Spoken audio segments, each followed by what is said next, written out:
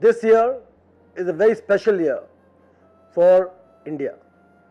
This year, the famous war of Kargil that lasted 60 days and saw many sacrifices by the armed forces, the air force to push back the militants who wanted to invade India and cause great harm. July 26 was that momentous day where we gained victory of Kargil. We also celebrate the might, we also celebrate the sacrifice, and we also celebrate what India is all about.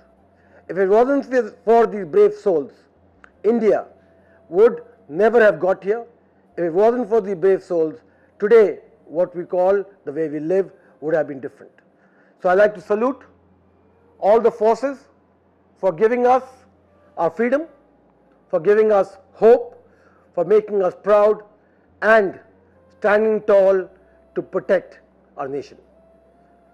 So thank you to our forces, thank you for protecting us, thank you for being there for us unconditionally. So I'd like to say once more a big salute to our forces and Jai Hind.